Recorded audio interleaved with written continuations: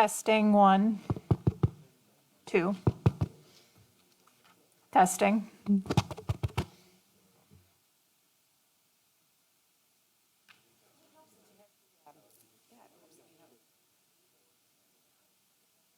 Hi, nice to meet you. Hi, sorry, I'm actually sick, so. Really? Yeah, that's why. What are you doing here? That's okay. No, I just. It's my job. Yeah.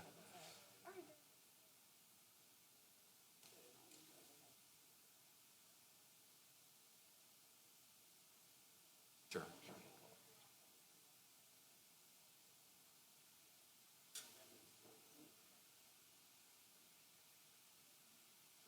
Okay, cool.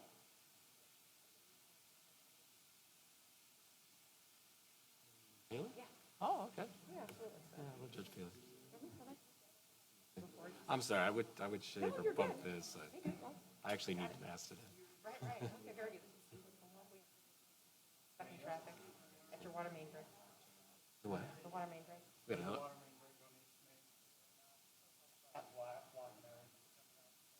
Oh, great. Yeah. So we've all been on route. It's all good. Nice to meet you. I just wanted to say hi. Me too.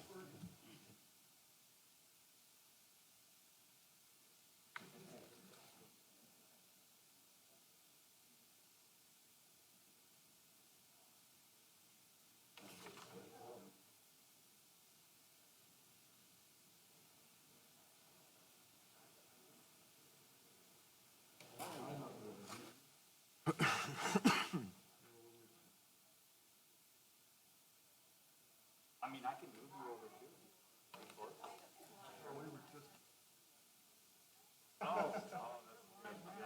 Sometimes you can get that way. Yeah. Exactly. Luxembourg.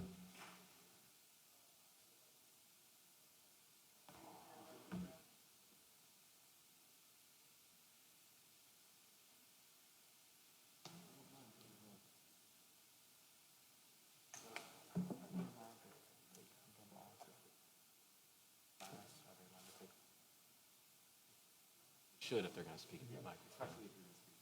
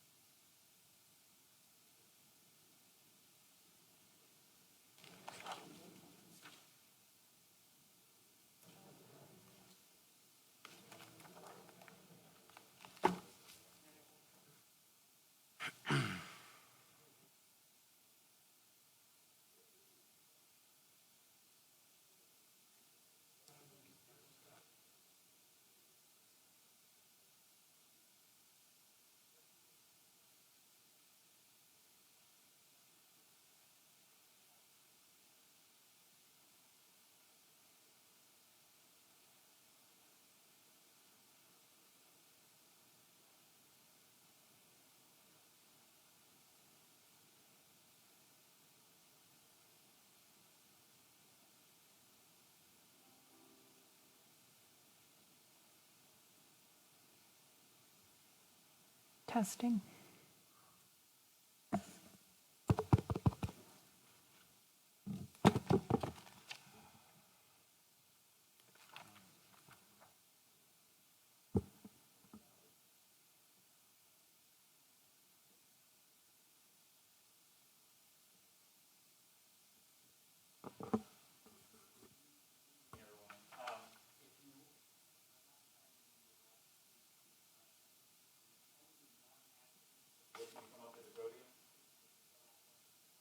So that way, our vice chairman, Mr. Purpose, can fly you up to the podium and talk. Okay. Anybody, resident, non-applicant.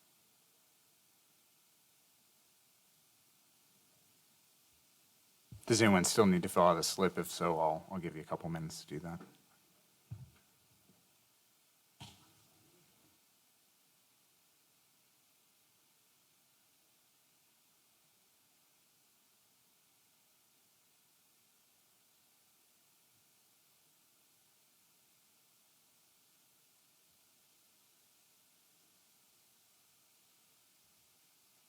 Ms. Wheeler, are you ready? Yes.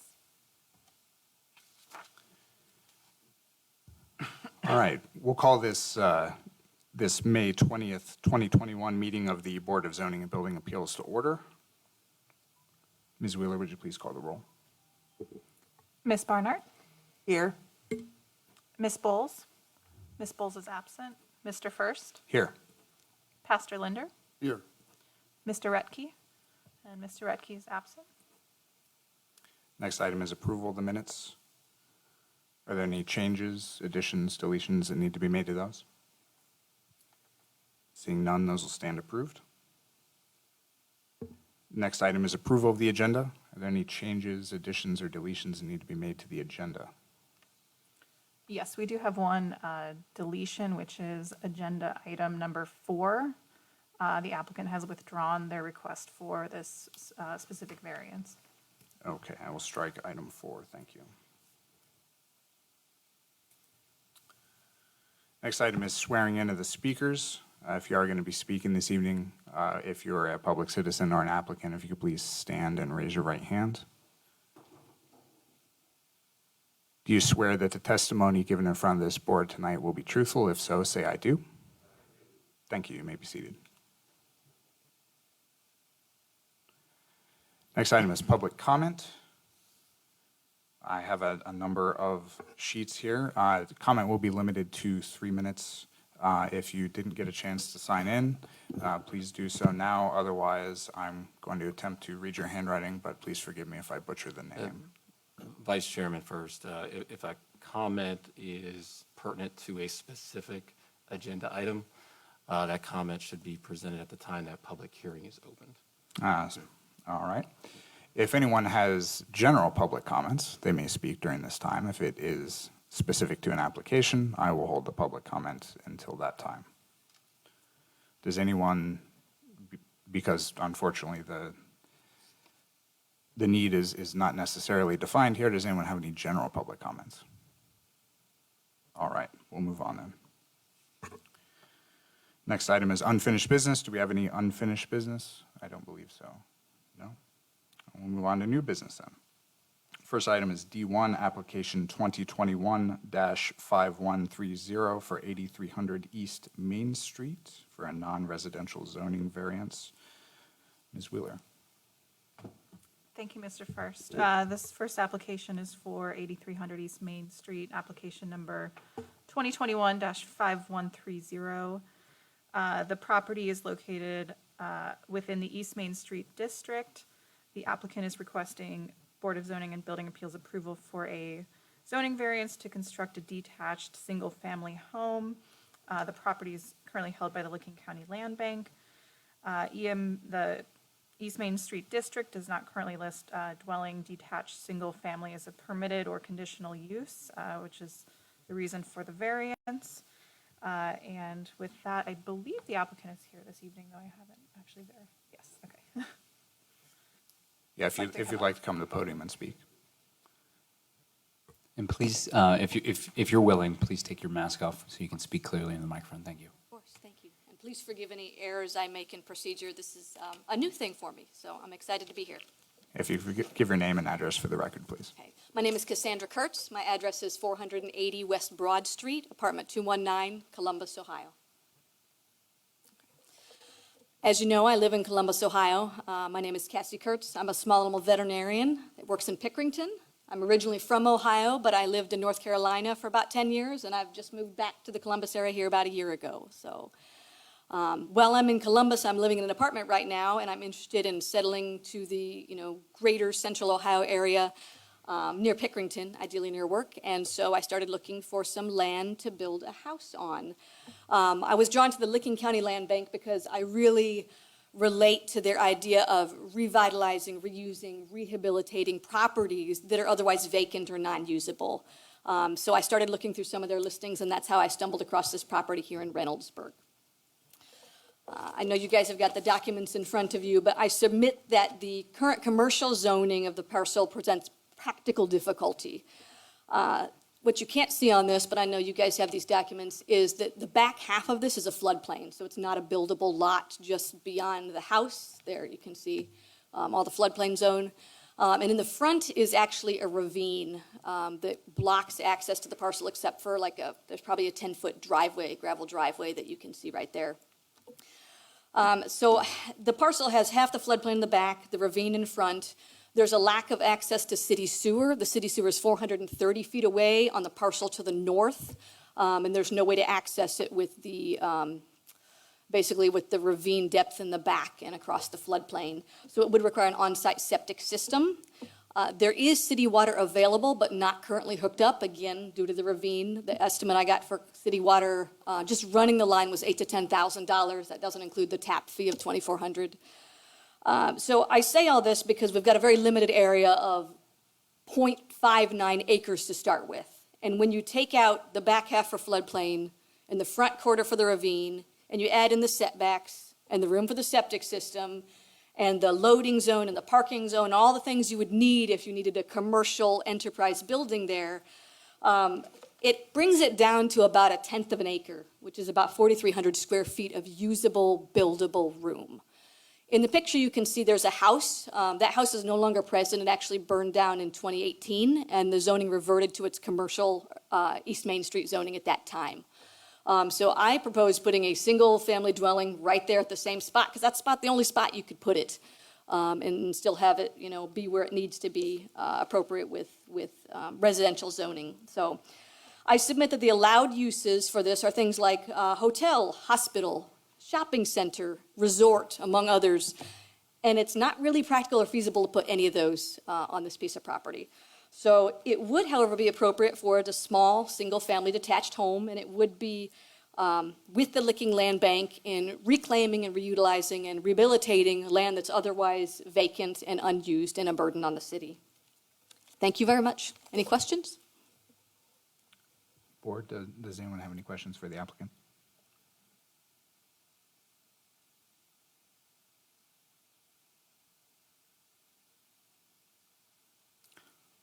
Well, Ms. Kurtz, I have some questions and comments. First of all, I'm kind of sympathetic to your use case here, and I think the rendering that you submitted for the home is very attractive. One of the kind of items that we have to consider is whether this would confer a special privilege, and we don't allow single-family homes in this district. So can you tell me how allowing a single-family home here, now I realize that there was one there, but we do not allow it under the current zoning, how that would not confer a special privilege to you? Sure. So I see the land being useful, being a benefit to the city. The special privilege part, could this house be built elsewhere? Yes, it sure could. I don't see a way to put what is supposed to be there, so I think this is the second best solution. It's where I'm at. Yes, it is a little bit special in the sense that there aren't any other houses there, and I'm not pretending that's not true. I just don't see another thing to do with it that would be practical and usable and make the city better. Mm-hmm. Well, and also too, one of the items that we have to consider is the East Main District is meant to kind of facilitate a mix of uses, a lot of that commercial, some of that residential, and things like that. Do you think that if we were to put a single-family home here and what is otherwise vacant parcels on either side, what impact do you think that would have if a commercial developer wanted to come along, for instance? Wouldn't it be easier for them to buy the 3 parcels and put a commercial development on there, geography notwithstanding? Gotcha. I don't think so because the floodplain that takes out the back half of my parcel, the parcel we're looking at for usability, also takes out the access to the road for the parcel to the north of it. It takes out that part of the flag lot and also takes out part of the parcel on the east side as well. So since driveways and throughways are not allowed to be built through floodplains, I don't think that commercial development would be possible on any of the surrounding parcels or that parcel. So you don't think even something that fronted Main Street that was a relatively shallow type of commercial development or really any other type of development would be suitable? Right now with the ravine, it actually spans across that property and the one to the east. It's about probably 15 feet deep or so. I mean, it's just, I think a lot of places would look at that and say, you know what, there's easier places to be commercial there. You can see it kind of fall off in the picture. Yeah. Now, one of the other items that we have to consider is whether or not there's other remedies available to achieve this end here that you're seeking. You know, I know that you've given quite some consideration to other uses on this property. Did you consider other mechanisms that are available in this code, such as a rezoning application? Because this does kind of walk that line where, you know, you're asking us to allow a use that's not specifically granted in the code on one specific piece of property. Right, right. And I can definitely appreciate that. I did consider a rezoning. By the time I found out that that was a possibility, I was actually already, you know, through this application process and paid. So I decided to go this direction first. I also understand that, generally speaking, the rezoning is not typically done in a spot fashion. So to take, you know, one little piece of a parcel that's 0.59 acres and to rezone just that and have everything else around it be the same zoning was not typically something that was done. So I went ahead and proceeded with this application. That is fair. You know, one of the items also to consider when the variances are there particular characteristics about this parcel here that exist that make it unique. And some of the items that you've described seem like they exist on the neighboring parcels as well. So are you able to speak more about this specific parcel? What more makes it unique compared to the contiguous parcels? This parcel has more floodplain than the other 2 parcels do. The other parcels, you kind of knock off access because the floodplain goes across them, but the other parcels are not covered 50% by floodplain like this parcel is. Do you know off the top of your head what the percentage of the other parcels is? I expect don't. that you did, yeah. If the map comes back up, we might be able to estimate it a little bit more, but I did not specifically look that up.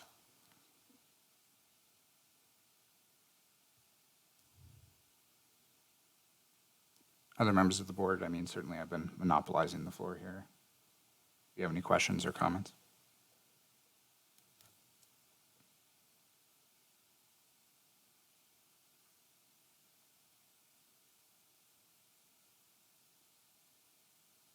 Are there any members of the public who would like to speak on this item that I'm not otherwise aware of? Take it as a no.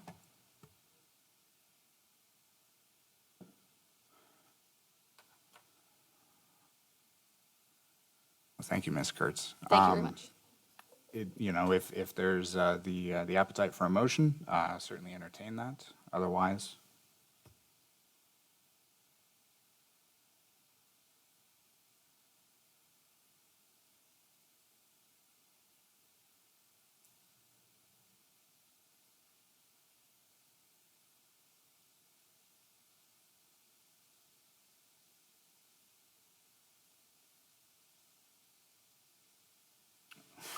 I'm not certain on that, Mr. Shook. Well, the options would be, that are available to you would be 1, a motion to approve, 2, a motion to approve with conditions, 3, a motion to deny, or 4, a motion to table it until the next meeting.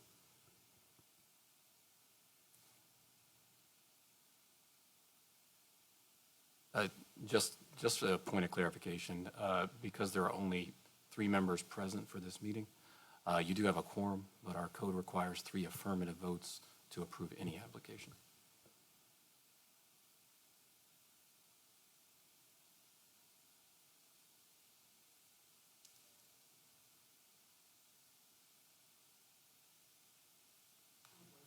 In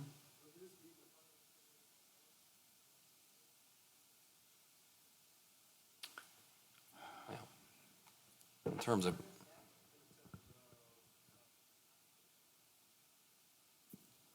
in terms of this specific application? So this application is for the variance for this specific use.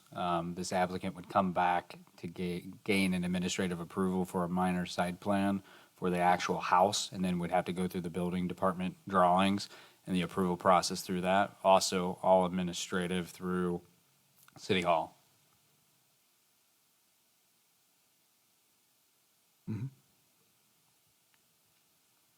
Ms. Kurtz, I did have one question, if I so may. Has any considerations been given to the potential of obviously living there is one thing, pooling out into traffic, certainly East Main Street is there.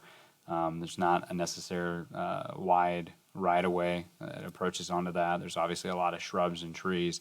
Have you given any thought to the safety conditions of being able to pull out on such a busy street, especially if you were to try to make a left turn to go eastbound onto Main Street?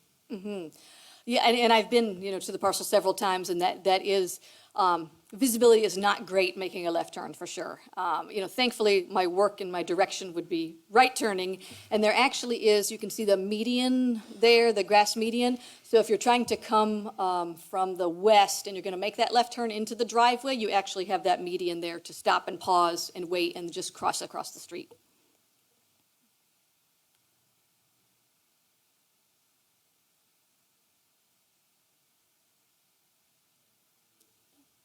Me. This is Pastor Linder. With that in mind, have you already got in your plans what that landscaping will look like? I Once do you're- not, to be honest with you. This was, once I'm in a contingent contract with the Licking Land Bank for the property pending, approval that when I got into the contract, they said it was zoned residential, and surprise, here we are. So I'm sorry, I lost track Well, of your the question. question is, would you expect the frontage of that area to look the same once you are living there, or would you plan a lot of changes to either increase visibility, or, is there any plans you have as it relates to how that landscaping and frontage along the road would look? It would probably be very similar, just because there's the ravine there, and there are lots of big trees growing up inside the ravine that are blocking it. So short of really, knocking out and just leveling it, I think it would be hard to change it in a big way. Thank you. And then another question, if it's appropriate for staff. The applicant made some statements about her opinion regarding other uses and how viable they would be. Is it appropriate for staff to make a statement? I was looking through the staff report, and maybe I'm just not seeing it as clearly. But I guess, if it's appropriate to ask, can you concur with her assessment? So taking a look at the parcel itself and obviously the floodplain and understanding that we're not even showing the elevation here on this one, she is correct in the assumption that the only area that you could build is pretty much where the house is. I think there are some uses that you could potentially put on there. The problem would be that there would be probably a variety of variances that would need to be given for that to be able to be built based on setback requirements that you couldn't fit because of the ditch. You certainly couldn't, even if you were to put a small shop or something there, I don't know if you would have the land to be able to adequately park it. It certainly would require, if somebody were to do something much different than this with this land, you would definitely need to combine it with the parcel to the east, which is drastically overpriced and very unusable land as well.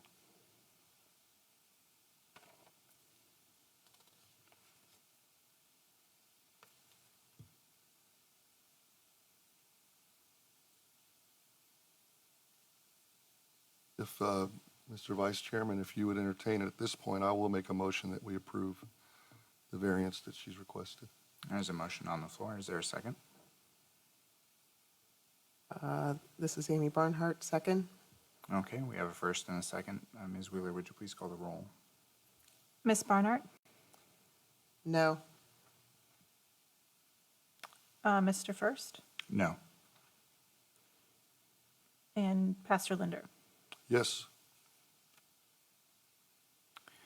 Ms. Kurtz, I do regret that we had to, come to this conclusion here. Like I said, I am sympathetic to this, and, I wish you success in finding a property to build a home on. Thank you very much. Thank you for your time.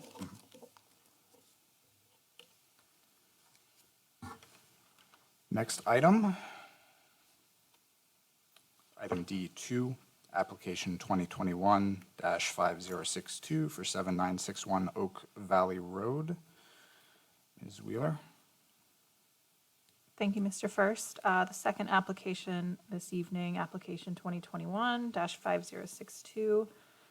The property is located at 7961 Oak Valley Road. This is within the suburban residential zone. The lot is currently vacant. The applicant is requesting BZBA approval for a residential zoning variance to subdivide an existing 1.68 acre parcel into 6 lots. The intent is for the lots to be developed with detached single-family homes. The suburban residential zone requires a minimum lot frontage of 50 feet. We don't permit flag lots in this zoning district, and the applicant has proposed 3 parcels with frontage less than 50 feet, as well as one of the parcels proposes a lot width less than 50 feet. And we do require a minimum lot width of 50 feet as well. I believe the applicant is here as well for this application.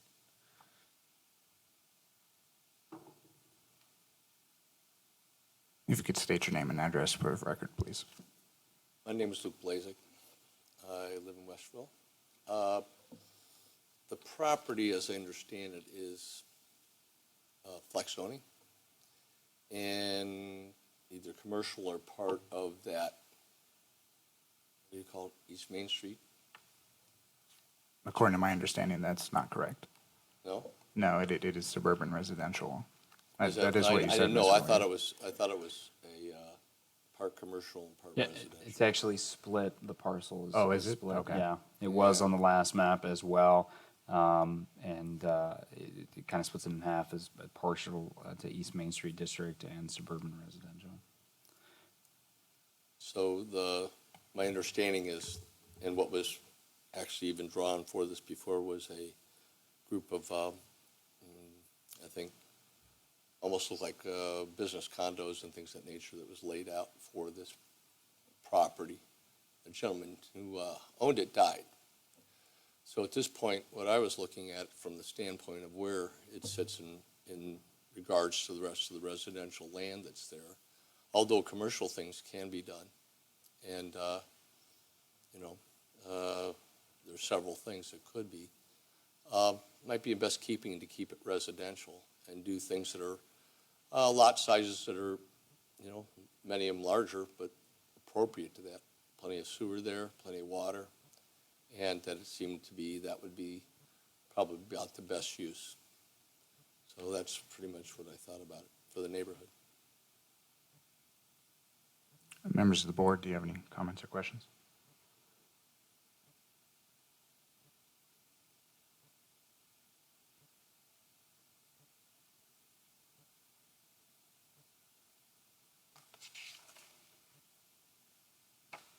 For the applicant specifically, I should clarify, there will be a period of public comment for this application.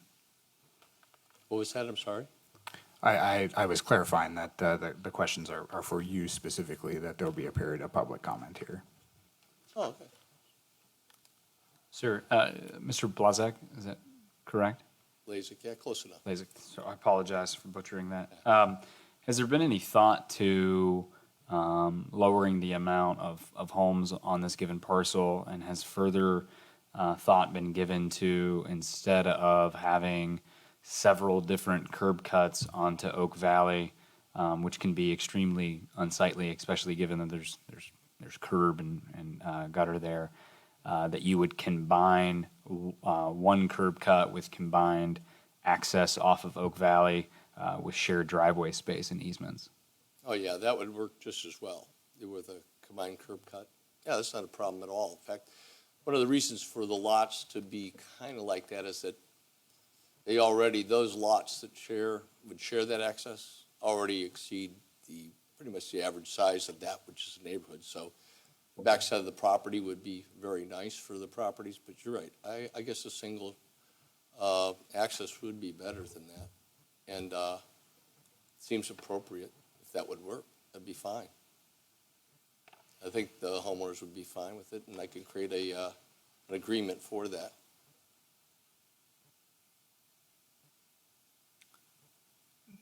There's a number of estate-style lots here on Oak Valley as well. You know, personally, if I was going to buy a home here, given that most of the properties front the road, do not sit significantly far back and everything like that, I realize it would create a significantly larger lot, but I see that as a value add. You know, have you thought about maybe just building 3 or 4 homes that front Oak Valley and maybe one of them having a larger property? Actually, the properties sitting back off the road become actually more attractive, as they show there, than having frontage, because frontage is only because, you know, the cost to build. So it costs more to run a drive and to take everything back into a bigger lot, which, if you had your choice, I'm sure you'd pick the one in the middle or the other 2 on the right, based on this picture, than you would the 3 on the left. So, I mean, it's just pretty much what I would do. And there, you know, it sets back nice. I don't think, if anything, I think they're, you know, they fit right into the neighborhood. And that's what I thought about, because I believe, I don't know what percentage or however it worked when I talked before, that this property as a whole had a flex zoning, and I thought, my personal feeling is it would be economically more beneficial to create certain commercial property on this, which, you know, like I said, part of this is commercial, but for the neighborhood, it would be better. And that's why I felt, you know, we could do that instead of, you know, turning it into, you know, a higher amount of traffic and things of that nature that would come to this. So, you know, I don't remember how it worked, but somehow they called the whole parcel flex zoning. Does that make sense? No. No? Well, I think what happened, I'll pull over the auditor's site. I believe what happened is that at some point there was a lot split. The green lines kind of show the old parcel. So there originally was no frontage on Oak Valley whatsoever for this entire parcel. And I believe what happened is probably the lot was split and the zoning was not changed. So essentially you have this parcel here being zoned East Main Street District, and then this parcel here being zoned suburban residential. Yeah. I'm not sure. Did you say the part to the west is the commercial and the part to the east was the residential? I don't quite remember exactly where all that line is, Correct. but is that about right? Correct. That was the green line that was shown on Yeah. that page. Oh, okay. Yeah, because what I understand it was a family owned all of it and started splitting things up. So. Yeah, the last I knew, the family we're talking about maybe 2 office buildings there, 1-story medical office buildings, I believe. The issue is when they brought that it predates even me here, there were some issues with the sewer. Are you aware that there's a sewer easement that runs through the middle of the property and up to the north out to the east? Oh, yeah, I'm aware of the sewer main that runs right down the middle of that Okay. property, but And that's not going to affect the parcels that you're Not looking at at all. creating or the homes? no, they've been worked so that it benefits all of them, but it's not in any of the areas where they need to build. So there is one other issue that was left over from a long time ago. It's a lateral that comes from the sewer that runs across the parallel to Main Street, and it comes down to that house, which obviously was done by family, which I basically have written agreement to, you know, take that off there and give them a tap down by the street to take care of that. I'm And sorry, I would even pay for the which lateral. property? The one that's right there to the, To the south? yeah, to the south. 8935? Yeah, that was the house that was moved years ago and became, I guess, a funeral home of some kind.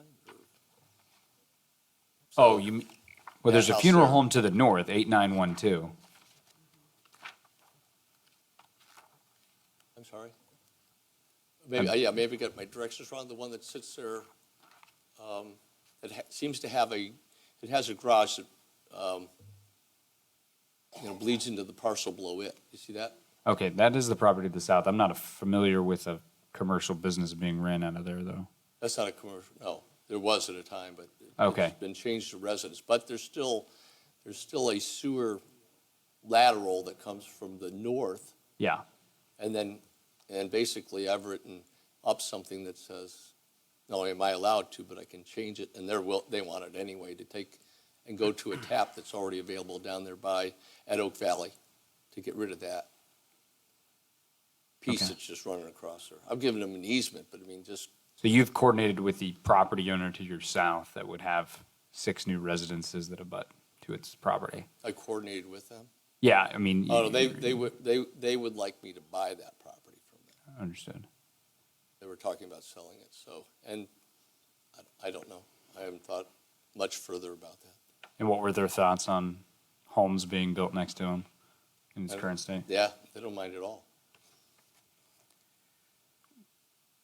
Mr. Blazek, one of the items that we have to consider is that does a strict application, this is one of the requirements to grant your variance, that a strict application of the code would provide a hardship to you. Can you speak to that about how, what hardship exists here? There's not a hardship to me. There'll be less of a hardship if I do the commercial zoning that I can do there. It'll be more economically feasible and things of nature. Just, I don't know that it'd be as nice for the neighbors to run traffic in and out of there. One of the things is taking part of it and putting storage facilities on the commercial part or other types of product, which I just think, I do different types of things land-wise, and I see, if it was my neighborhood, hey, I wouldn't necessarily want that. Well, I'll just speak real quickly. If it were to be taken a look at as commercial property, it's not a permitted or a conditional use for warehousing type use in that Okay. district, But it could be, or other, storage. it could be other retail. potentially. Yeah. I mean, I was just talking about the Yeah. kind of traffic and things of that nature that could come to Oak Valley there. Just thought it was probably better. Mr. Shook? Yes, I think it would be helpful to clarify the variance request. If we're looking at the application, it indicates that the applicant is seeking a variance for road frontage for single-family residential. If this is zoned East Main Street District, or at least the part that is fronting Oak Valley, there is no minimum road frontage for that district. However, obviously, as we've already discussed this evening, suburban residential is not a permitted use in that district. So what we're really looking at, just for clarification, is a use variance request. Is that correct? And Yeah, I guess. I mean, you guys define it, but the thing is, so we're talking about something that is in a commercial district, but seeking to use it for residential, but you tell me, just looking at the lots and everything else, Yeah, but whatever you're- you want to call it, use But permit or whatever the point is, it just seems, Mr. Blazek, though, you recognize, though, that the application you submitted is seeking a variance related to road frontage, not an application seeking a use variance, well, the correct? reason I did is so they get guidance from the city as to what I should have been asking for. Okay. That's all, otherwise, first all I did was, I think, and then the thing about, there's something about lot width. And I guess I didn't understand whether that lot width is right at the road, that would make it frontage. But as a lot opens up and is. it's certain not width, I lot don't width, know. it's lot frontage, sir. What's that? It's lot frontage. Ms. Wheeler, could you bring up the map again, the proposed?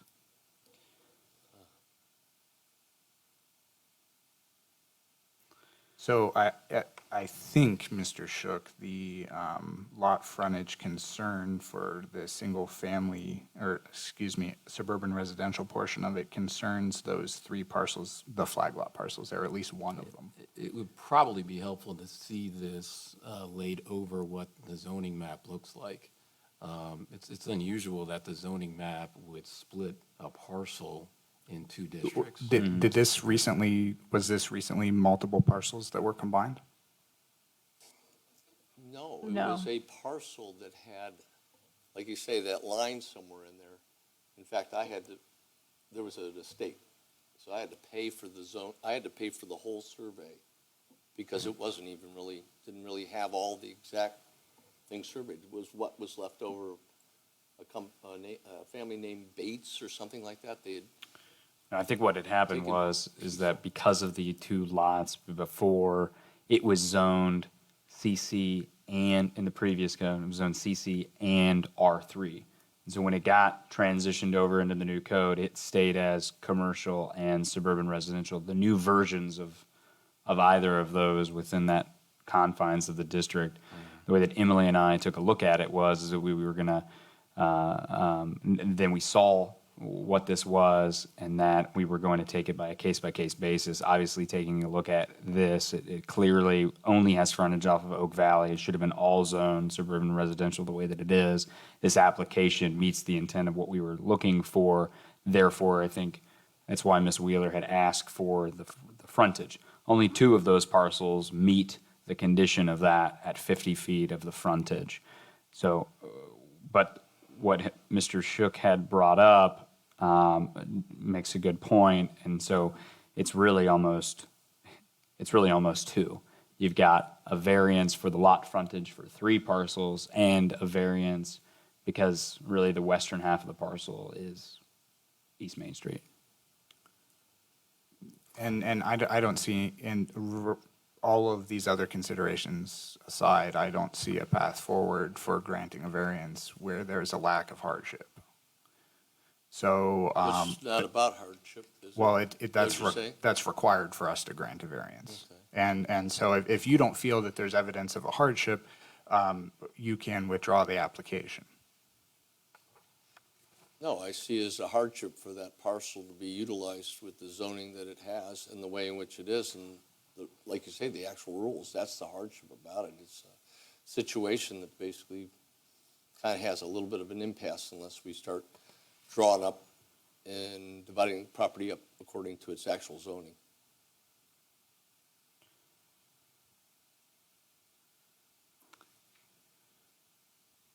Given that you also see value in having the flag lots, and even if you were to combine those into some sort of shared driveway, you are asking for pretty particular requirements as far as the frontage is concerned. Can you talk about how that would not confer a special privilege to you? Well, we're still going back to the point that it isn't a special privilege if in that zoning requirement we have no frontage requirement. But you're saying you'd rather see it something other than residential? Well, there That'll be your choice. isn't a portion of it. There is a frontage requirement. Not in the one zoning district. Correct. Okay. So But- if in but- fact you're saying that, and I understand, in my understanding, the commercial part is the part that really needs the help to stay residential. Am I wrong? Or- I think that's a value judgment. Just a point of clarification here, and kind of cut through everything else.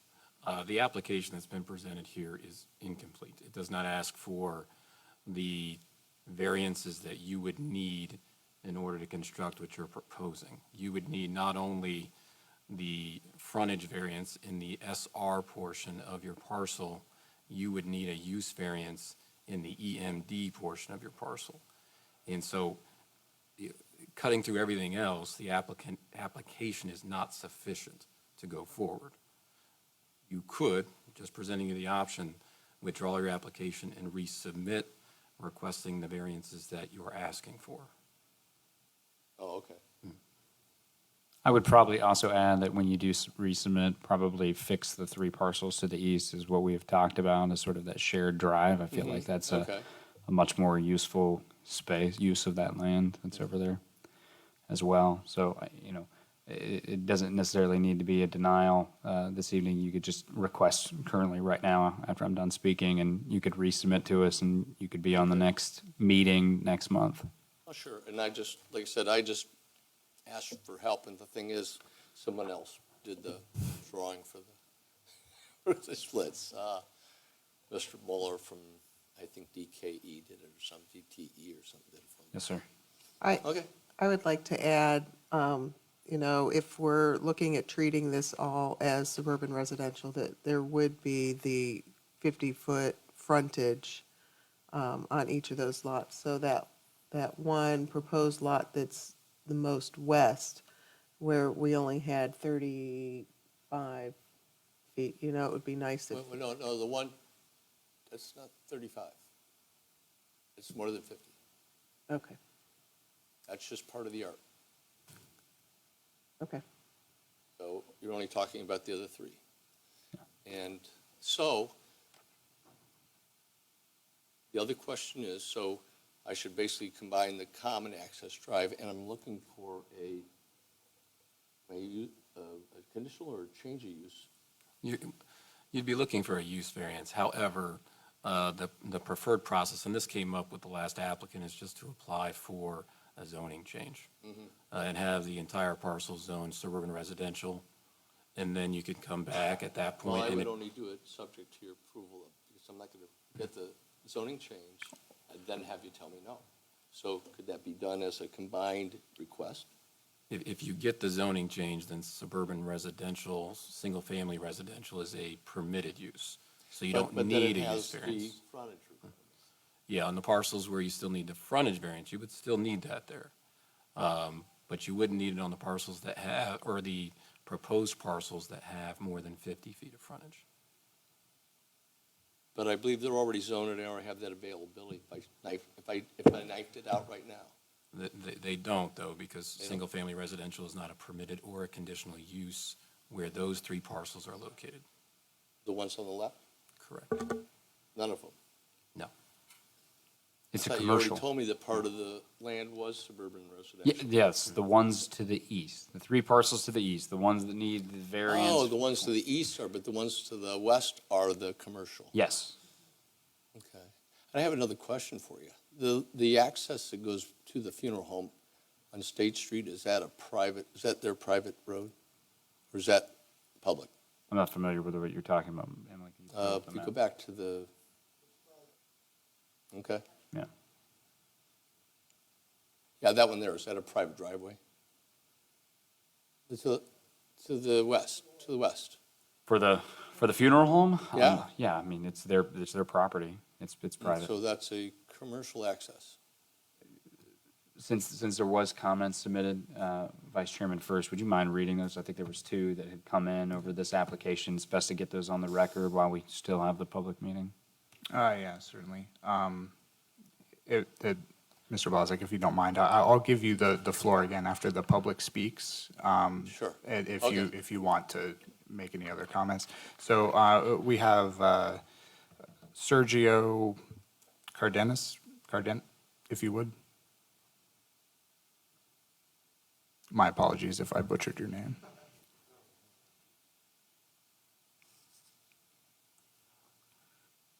Yeah, thank you for, my name is Sergio Cardenas. I live in Oak Valley Road in 7931, so very close to the property. And first of all, I wanted to express my satisfaction that there is intention to make it residential. Also, the use is clearly there. The other commercial properties are all very close, but they have access directly to Main Street, including the funeral home that has that driveway there. They use it very rarely, and we understand this because sometimes there are large funerals, and it's a good neighbor in a way. It's very, very quiet, very good.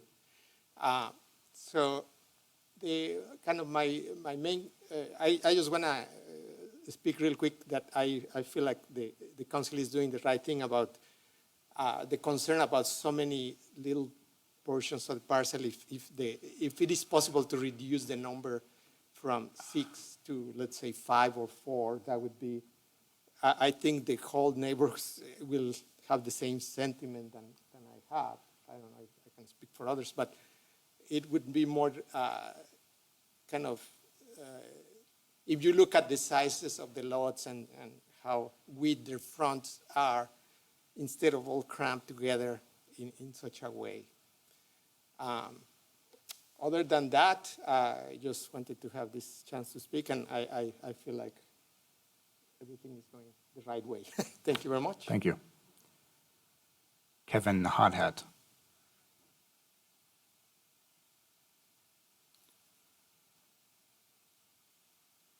It's actually Kevin Hodnett. Oh, my apologies. Well, my handwriting was terrible. First off, Mr. Blazik, I'm glad it's you and not Mr. Bates. I have been a resident of Reynoldsburg since 1993. I moved into the Reynoldsburg area then. The current house I have is at 7940 Oak Valley Road. I moved there in 2001. I have been at odds with Mr. Bates over the years. I've been involved with and put the petitions and everything together. Went out and got all the work done, the legwork, to try to put a stop to the development, the commercial development of those properties. The specific residential zone property, Mr. Bates wanted to make it all commercial at one time. City Council was gracious enough to put a stop to that. Zoning Board put a stop to it, and we have kept it the way it is. The commercial piece of property that sits on the west end of that,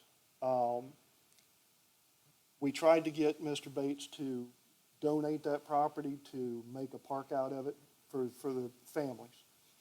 He said it was worth too much money, completely and totally refused. He's a little money hungry. So my statement here tonight is that whatever council decides to do, this area, both commercial and residential, needs to stay in the residential neighborhood. The specific piece of property on the west side was connected to the funeral home property, had Main Street frontage. I hate to talk bad about people, but Mr. Bates was very stingy, wanted to get every dime that he could out of somebody. The funeral home bought only a portion of that. They had an easement, put the driveway into Oak Valley. I was accepting of that because the funeral home, all it is a little bit of overflow traffic and everything coming out of there. The second time we got together, Mr. Bates wanted to commercialize that whole piece of property, and we fought him tooth and toenail on that one, and City Council agreed, Zoning Board agreed that we could not control, if it went all commercial, we could not control what went in there. And City Council was very, very strong about what was going to go in there. He said some medical offices, some professional offices, every bit of that traffic was going to fall back on Oak Valley. They did a traffic study. I worked for the Department of Transportation. I took the traffic study, reviewed it. It was horrible. It was skewed for their benefit. We blew holes all in it. And that's, it was just going to throw too much traffic onto Oak Valley. I am concerned at this point now, if this is rezoned to a commercial use, the office buildings and everything that are going there do not drop off on Main Street. Every bit of that traffic is going to come back on Oak Valley. So as far as the access point to the funeral home, that's going to be a hard no, because Mr. Bates tried to do that when he developed that, and the funeral home said no. So I am really, really concerned about what we're doing here. I mean, I live just around the corner. We have enough traffic flow through from Main Street to Palmer and down to 256, especially when things are blocked back up. If there's an accident or anything, we've got tractors and trailers that come through our neighborhood. So I don't want to take your side of it, but I'm gonna kind of back Mr. Blazik up on this thing. If you will build residential housing out there, I'll kind of buy off on it, because it is a residential neighborhood in that area. It backs up to Main Street with no Main Street access to that piece of property. It needs to be changed to residential property, and the whole thing be developed in single-family housing. I said, single-family housing. Don't want an apartment complex going into that area. I thank you for your time. Thank you. Mr. Blazek, if you want to come back and let us know how you'd like to proceed with this application, I'd appreciate it. Well, like I said, I won't go for rezoning of commercial unless I'm, like I said, I can do what I think is right there. Because frankly, it's not my hardship to take a commercial piece of property right there that could be commercial, even though the other one's residential. I'd rather see it for the neighborhood, but at the same time, I did what I thought was best for the impact of everything, and I'll change, the access or whatever to it, but I don't think there's a reason for someone to, change for what would be probably the best permanent thing there is to it. But if I'm not misunderstanding, there's a lot of uses commercially that west side of that property could be used for. I prefer not to see it that way, but, again, I want to know if I go and do what I'm going to do like that I know that I have an ability for it to be either all done or none. That's what I need to know, and I know how. I don't know who I should talk to, and I'm happy to do it. Sure. So do I understand you'd like to withdraw this particular application and then resubmit it at a later date, working with the city administration for the proper path I think forward? because you said the application, I guess, as I understand it written, doesn't work. It's inappropriate. Correct. For what I'm trying to do, it's inappropriate. It's just an attempt. I will give you this much. I built over 100 homes, and I do understand also, as he said, I saw this, I know what could be built on that piece of property as far as multifamily, and there isn't probably anything anybody could really stop for that part of it. But I live in neighborhoods, I built neighborhoods, single families, I live there. That's what I think I'd want for my property. That's all I did. Okay? But at the same time, I don't think that you guys should have a hardship, or I should give you a special treatment by taking, 3 properties that I bet anybody who lives in that neighborhood, or even where I live in, if I could get back off the road and have something that widens up like that, I'd take that lot first. The weakest lots are going to be the ones right there. But they're not going to add any more. This land per square footage lot is not going to add any more traffic than the other houses in the neighborhood would, just by their nature, and that's what I thought. So if I can find a clear pathway to doing that, then we'll take this all out of the commercial altogether. Okay? Okay. So I'm going to need some help. Yeah. 'Cause I don't know how to do it. Well, Okay? you can contact our offices, next Okay. week. If you can make your formal request that you'll be withdrawing this on the record, that would be appreciated. Sure. How do I do that? Just say that. Just say it? Just say Okay, that. I withdraw it. Thank you. Okay, thank you. Moving on to the next item. Next item is D3, application 2021-5191 for East Main Street. It's for a conditional use application. Ms. Wheeler, please.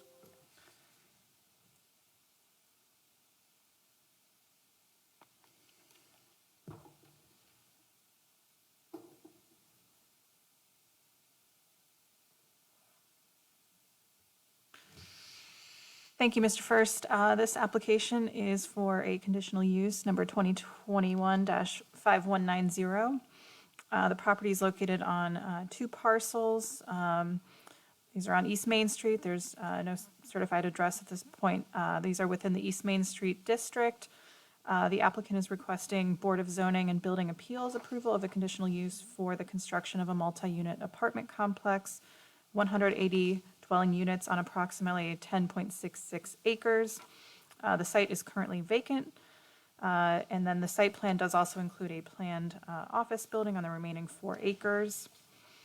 Dwelling multi-unit building complex is listed as a conditional use in the East Main Street district.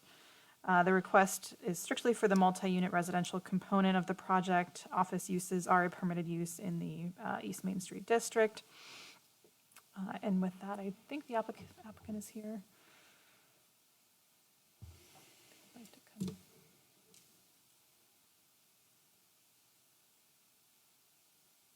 If you could please state your name and address for the record, please. Yes, thank you. James Lipnos, Homewood Corporation, 2700 East Dublin Granville Road. If I have a PowerPoint presentation or some slides that I wanted to put up, would I give you the slide? Yeah, just give us the thumb drive, we'll put them up.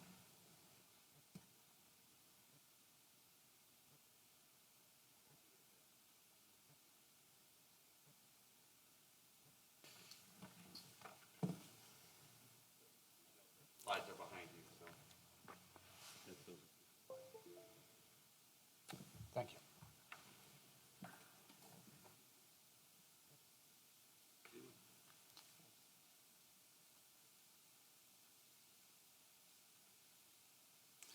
Okay, thank you. Gotta get organized. Okay, as mentioned, the site is located on East Main Street in the East Main Street Insight District. It consists of two parcels, one in Licking County and one in Franklin County.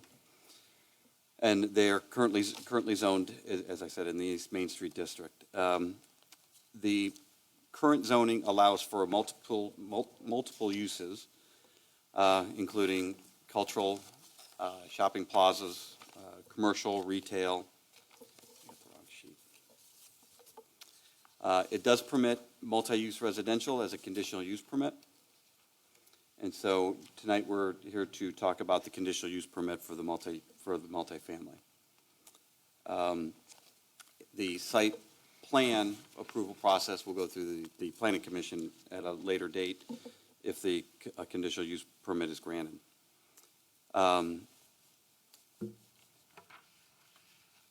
The site plan, I just want to run through the site plan to kind of demonstrate that we are running, the site plan will comply with all the zoning, site plan requirements for the zoning. We're not asking for any variances. When we first submitted, we did submit for a variance for a revised setback. We've withdrawn that part of the application, so we're just here strictly for a conditional use permit to allow the multifamily residential. Can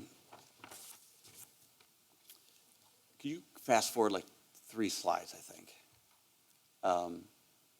Okay, so this slide right here, this is out of your code talking about building typologies that are allowed in the East Main Street District. If you see on the right-hand side, those are multifamily apartments pulled up along front of the road, just as we're proposing on this property. And the next slide shows another example, also from your code. There in the top right, that is from just directly from your code. So what we're proposing, I'm going to show it later on in our slide deck. It's going to show what we're proposing as the multifamily residential. The lot coverage and density required by the site plan, we meet those requirements. We have 30% open space. You can fast forward 1 slide, I'm sorry. I just kind of wanted to run through what the requirements were for the site plan and what we are meeting as far as the site plan requirements go. So we have the open space of 30%. And the next slide, please. This is the overall site plan. You'll see on the east side of the property, the west side of the property is what was being retained as a commercial outparcel. That's about 4 acres of land. And the remaining 10 acres is being proposed for the conditional use of the multifamily. Consistent with the typology that was shown in the previous sections, we've got the units pulled up along the road to keep the road frontage, consistent kind of commercial corridor look. We've got the units also in the back, try to leave as much buffer as we could between the properties to the north, and obviously we've got roads between us and the properties to the east and to the west. There would be cross-access between both roads. There's no direct access onto East Main Street other than through those 2 side streets. Also on this page, you'll also see our public improvement kind of circulation. You'll see in the purple is highlighted our existing sidewalks. What's highlighted in, I guess, red and something dashed, those are sidewalks that will do external to the site, and then the blue sidewalks are internal to the site. And you can go to the next slide. Buffering and landscaping, street trees, the street tree frontage along East Main Street would continue that as you see shown here.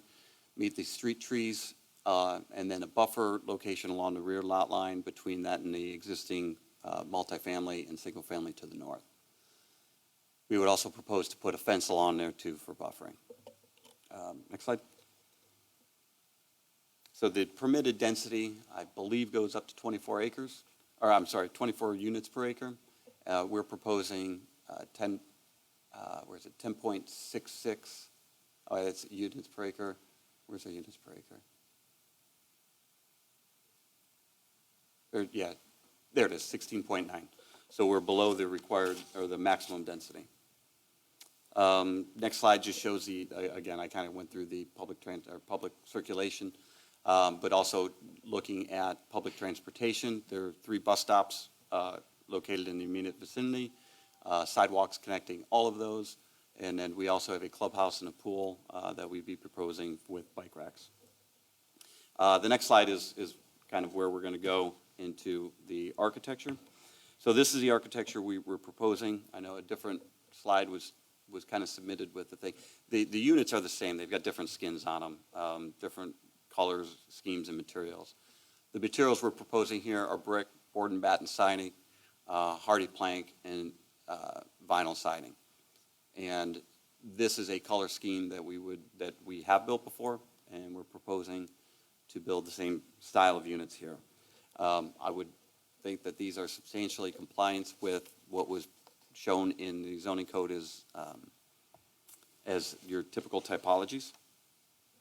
And the conditions, and next slide, conditions for the conditional use permit are listed here. And I believe that Andrew even answered these questions in the staff report. We have met every requirement to allow for the for the conditional use permit. I think we blend in with the neighborhood very well. I don't think it's a burden on the adjacent neighbors to the east, west, or north, and to the south is the cemetery. I'm sorry. So I can go through these one by one, or I'm open for questions. Any members of the board have questions or comments for the applicant?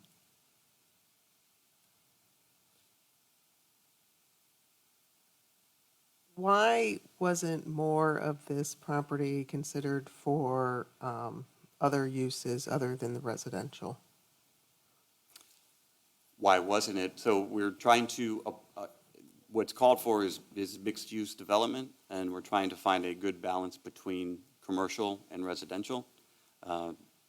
The 4 acres, we are currently talking with a medical use office building. However, the demand at this point is, maybe not high enough to get the full use of commercial. And as mentioned in your code, the residential is a conditional use, so it's allowed and actually encouraged by your code to do mixed use. So we're proposing mixed use is consistent with your code. Also, with regards to the parking that you've laid out here, why so much parking, I guess is my... Okay, so we were asked that question by staff as well. So historically, we build single-family and multifamily residential family across Central Ohio. It's been our experience that the parking requirements are, even if it's required, it made a minimum of like 1.6 or 1.8 per dwelling unit. We're finding that more people have cars, and we try to get about 2 units per acre, or just under 2, or 2 parking spaces per unit as far as parking. I understand the need for pedestrian movement. The problem with this site is this is your home base. This is where people live. So we are proposing just about 2 parking spaces per unit. We also have a clubhouse. We expect people to be pedestrians internal to the site. But if you zoomed out and looked at the overall map, there's, other than walking down the bike path to the park down to the west a little bit, the general amenities that you would need to easily walk to, grocery stores and that kind of stuff, are a little bit further away than you would be able to easily manage. So we understand that this is going to be home base, and then people can do public transportation and use the sidewalks to move elsewhere from it. But again, this is home base, and we don't want people kind of parking outside of parking areas and taking up, where they're not supposed to be parking. Just historically, we've generally found that your parking code of one spot per unit plus one for every 5 is woefully underparked. Okay, thank you. Pastor Linder? Thank you. What would you project as a timeline from start to finish, including the commercial component? So the construction process of the multifamily part would probably be from start to finish, probably just less than 2 years, depending how quickly we got the permitting back. By that, I mean the engineering permits, site plan development permits, and the building permits. As far as the commercial portion goes, we would like to have that under contract as soon as possible. We are already looking and working with people on that.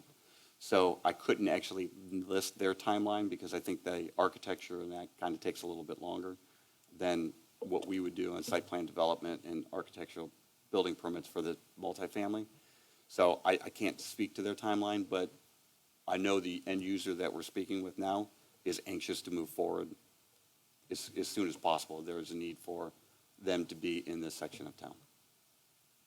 Speaking as staff, I would echo that sentiment. We are in negotiation with a major medical provider that is looking at this space as its top space here in the city.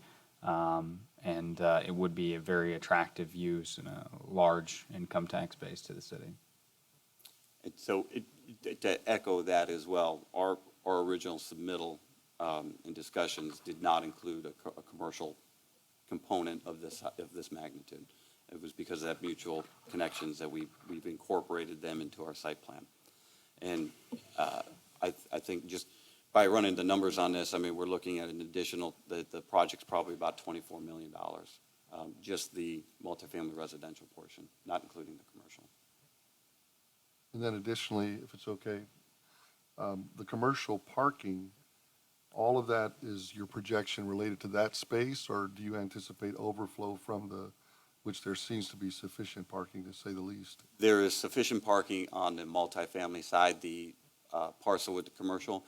That site plan is conceptual, so when that medical end user does come in, they would have their own site plan review, not through this board, but I think through the Planning Commission. Correct. But that demonstrates the 5.5 per 1,000 square feet of office space. That's a typical building parking code.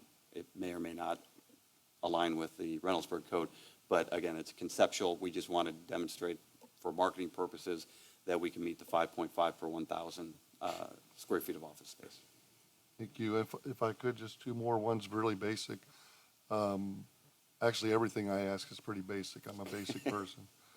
But you referenced that look being a look you've used before. Do you actually have pictures of that actual location? I could provide them to Andrew. I don't have them with me this evening. And then the other thing I was curious about in terms of your experience, had you ever in another location built and combined the residential and commercial in the same building? We have not. We've been talked to about it. It's not realistic unless you are in a good example would be the Bridge Street corridor in Dublin. But even in areas like that, there's an Oak Park place where they've had commercial slated to be, what I would call local retail.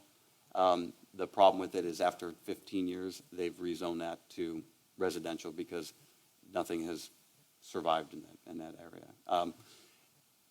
if you were driving down Main Street, you're not going to pull in and grab a cup of coffee at an apartment complex. So the mixed use doesn't work unless you're in a much higher density area. And we're talking 5, 6 stories tall.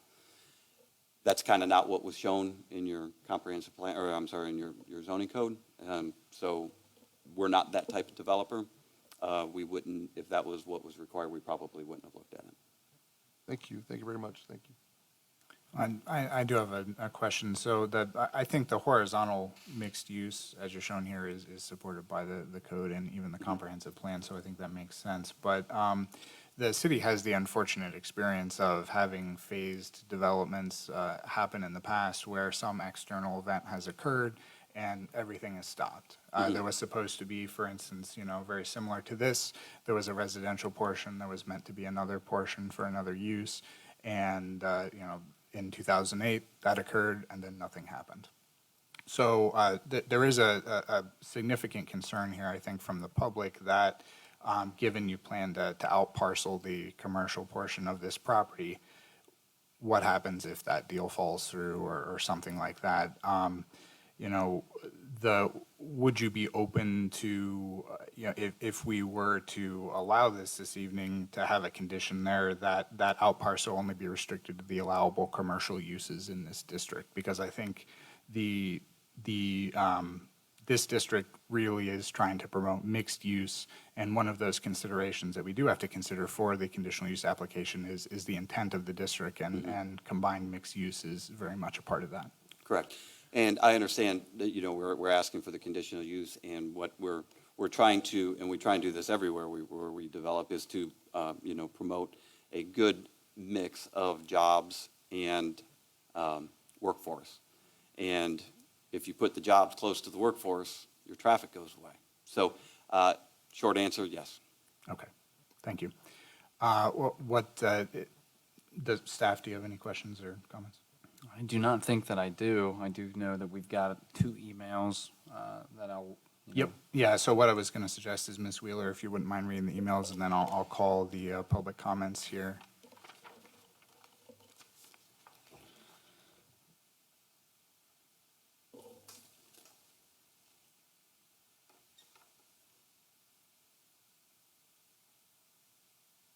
Mr. Lipnos. Oh, when we're done reading and having residents come up and speak, we'll have you come back up and you can have the final word.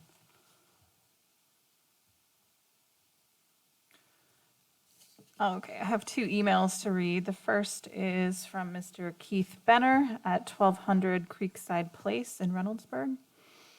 In regards to the proposed Homewood development, I would urge the board to either table this or deny it outright.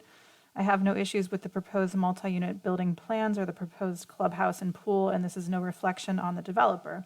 The plans look to be very nice. However, I don't feel the traffic issues have been fully evaluated, and the impact of turning north on Hanson from Main Street will be a real issue.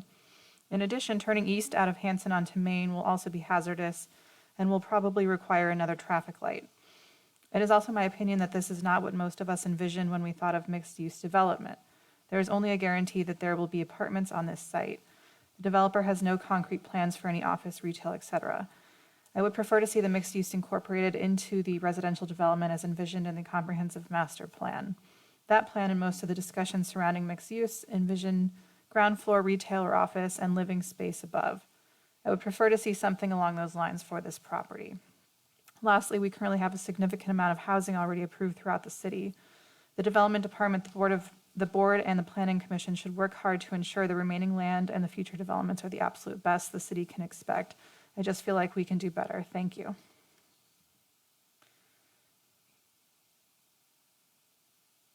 And I have a second email.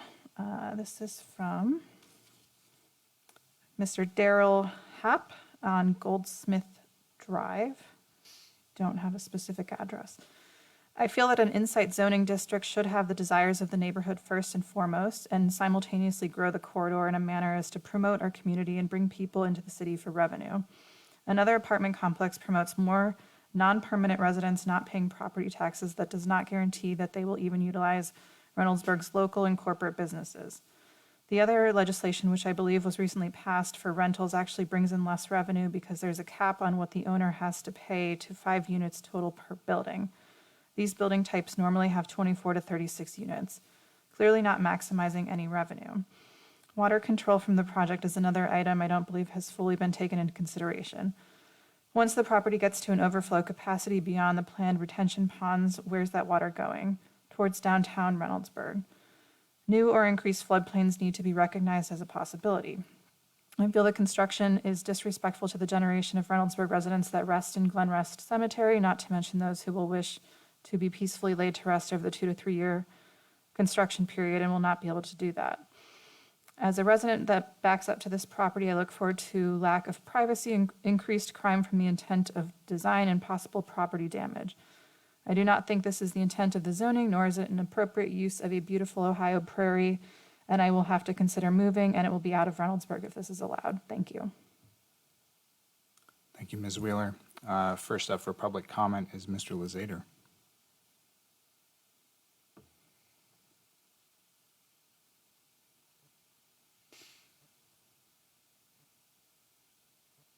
Thank you, Vice Chairman, first, members of the board. First, let me say that I am not against apartments. But with that being said, I am against this proposal. The lighting's not very good. I can't see my notes here.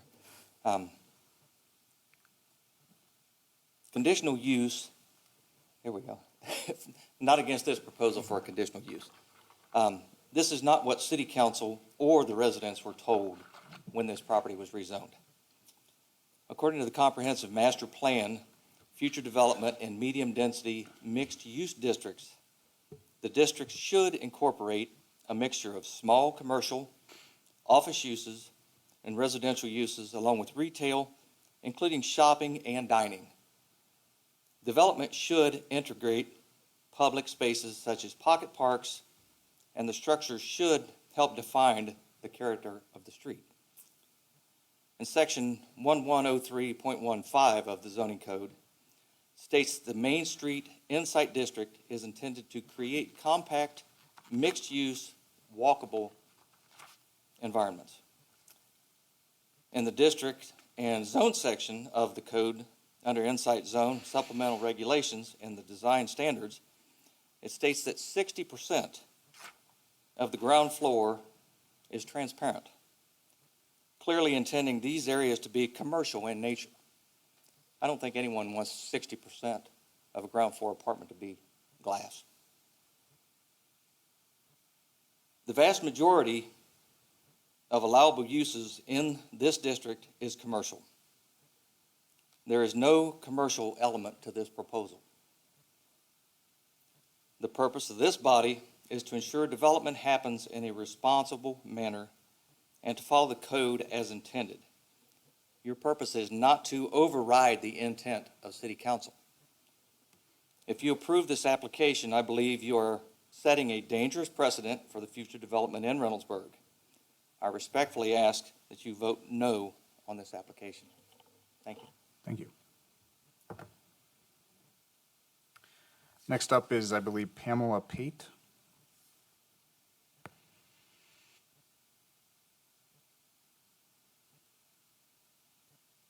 Hello, everybody. I'm a 40-year resident of Green Tree is what we call it, the neighborhood behind. I guess it would be going north on Carlisle. And we've been in that area for forever. Obviously, in 40 years, a lot has happened in Reynoldsburg and a lot of changes. And, you know, yay, it's up and coming and new and good, and property values are going up. However, for the longest time, that field is what we called it, was a soccer field, a baseball practice, little league field for forever. And that brought a sense of community to that area. And between that and the facing cemetery where my dad is actually buried, gave a park feel to the neighborhood. You have a lot of homeowners, not renters, even though there are rental properties to the east of Carlisle, and also a little strip behind where this new property would go. I just want to speak for the people on my street, which is Johnson and Johnson Court, that we are really hoping, as everything becomes so urbanized and to the new to a Kroger, to my Taylor Road Kroger. There's so much housing that's gone up, multi-family housing on Wagoner Road. It used to be a little country, and this is when you've been there 40 years. You know, it used to be a country road, and now we're going to have 400 single-family homes or units. Just getting to Main Street now from Carlisle is almost an endeavor in and of itself, not even to mention all the people coming from the east who are using Main Street instead of 70 often.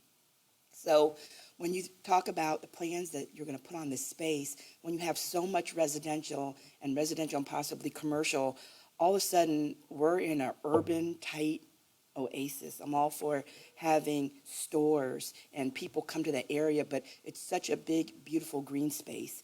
It's facing a cemetery that doesn't even have headstones. It's laid the headstones down flat, which kind of gives more of a park feel to Glen Rest. And so I was just hoping that in the future, a lot of what will go there will be progressive, family-oriented, and in keeping with the kind of beautification, not urbanization, of that space.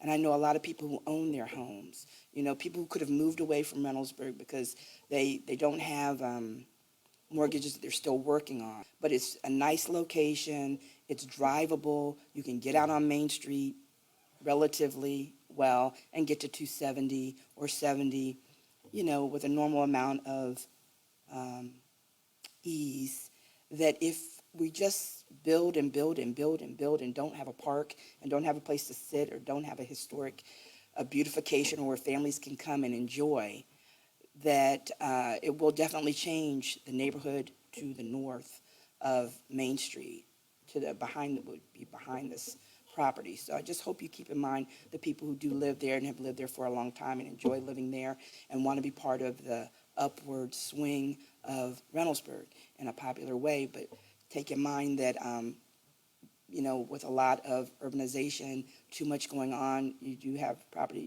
crime, pedestrian crime possibly, that could be in there with people who are not as invested in the community. That's all I wanted to say. Thank you. Thank you. Mr. Sisak.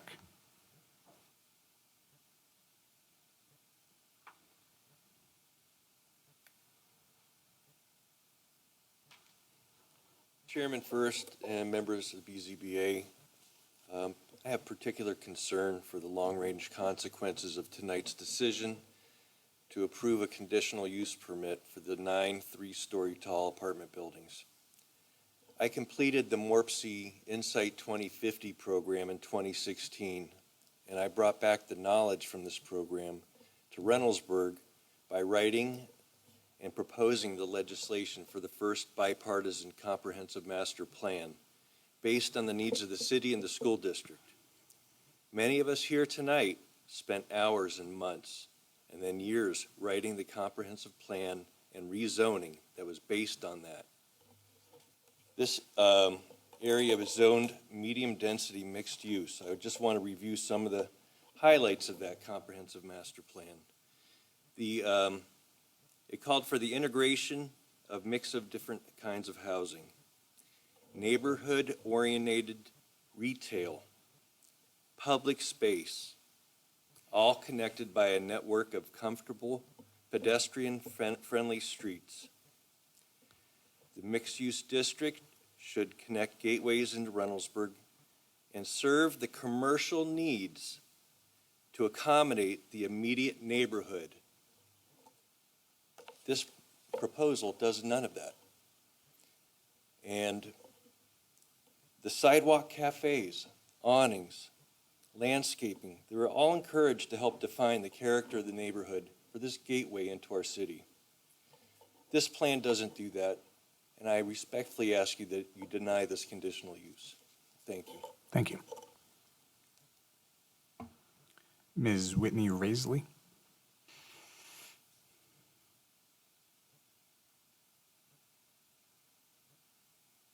Hello.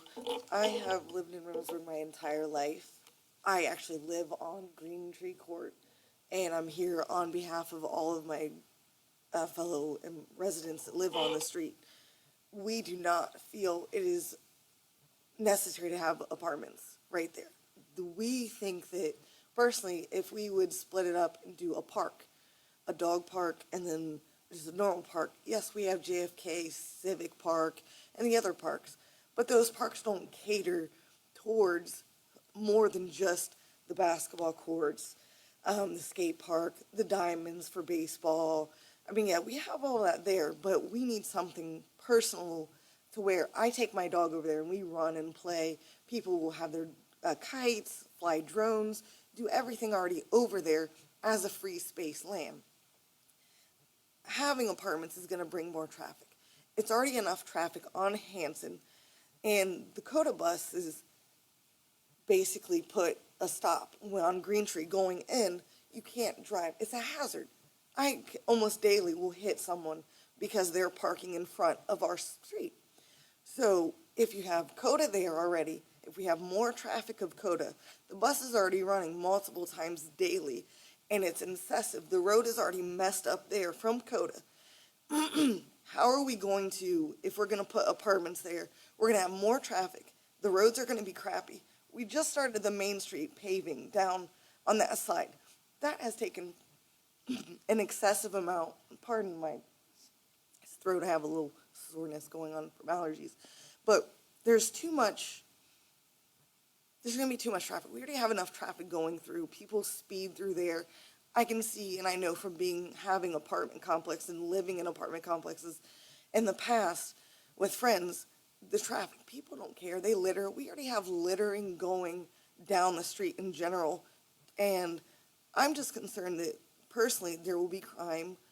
There's going to be just more people around and potentially causing issues. We don't need more issues to stir up trouble. The neighborhood is quiet and peaceful. I love it. I've actually lived on Glenview for a decent part of my life before I moved to Green Tree Court. So it's always been quiet, bike riding, having fun, friends in that whole area. Personally, if we do apartments or even commercial, yeah, he even said it's not realistic for commercial. So why would we put a commercial there when we don't need another buildings? Reynoldsburg is, personally, it's just a waste of space to put a commercial building there to add more traffic on both sides. You're going to have congestion. You already have people that are already frustrated with certain things with the traffic. And if you just the complaints that I have heard on our next door of just traffic and other things and vandalism that already happens on our streets, imagine it increasing with twofold, because if you're adding more apartments, that's at least 180 units, so that's at least a minimum of 180 people living. But if you add extra, their families and then kids, people don't tell their kids to be respectful anymore of the land, and people just throw things everywhere. I'm picking up trash constantly around the area. So I see it as an issue we're going to have more traffic, more garbage laying around. People aren't caring. The land's not going to be used in a way it should be used. We need to preserve land. We don't need to keep building. There's no point adding more buildings. We have enough houses. We're building more houses on Wagner. Pataskala is adding, we have enough space. There's enough land to add more apartments. It's a waste of space, in my opinion. We need to do something for the community. And adding apartments, in my opinion, is not a community thing. That's just adding more people, more traffic, more potential problems in the area. It's been quiet my entire life. I want it to stay quiet. I want to have a nice little park area or somewhere that we can all just come and enjoy. I've enjoyed watching the Little Leagues with the ROAF back in the days, everything. If we did something, we could do so much more in that area other than apartments and commercial use. It's a waste of space to do that, personally. And half of the neighbors are saying on my street, well, will I move? Why would if you're gonna build stuff, then you're gonna make people move out of their area just because you're adding more to make a convenience, which we think would help populate Reynoldsburg. Reynoldsburg is it's growing, and I get it, it's gonna keep growing, but we don't need to grow this way. We could grow a different way. And we can make this beautiful by just keeping it with giving back to nature instead of destroying all the land we have. And like the other parcel that the lady was trying to buy for the house, that's literally right by my house. That's, we need to keep the trees. We're killing the environment. If we add more houses, that's more carbon, we're just destroying the environment, in my opinion. We need to give back to the environment. Quit tearing down trees and tearing down things. Just make the land, give it back to the people. That's what I feel. And that's what the majority of my neighbors feel on my street. But thank you for hearing me, and that's all I have. If the applicant would like to come back. Mr. First, if I can say a few things. I want to be very clear that the city does not own this property. This is a private landowner that owns this property, that is selling this private land to this private developer. So the city is not in control of the land to pick and choose, what we allow for that. I think it's always been owned by a private owner. When it was allowed for, public space, I believe the private landowner sort of looked the other way. It's obviously been vacant for a very, very long time, but I want to make sure that that's very clear and on the record. To some of the other concerns about some of the traffic, we do a full engineer staff report moving forward. This is, if this were to be approved and moved to a major site plan, our city engineer will do a full staff report. If a traffic study is warranted, it would be located in there and it would be conducted as part of that process.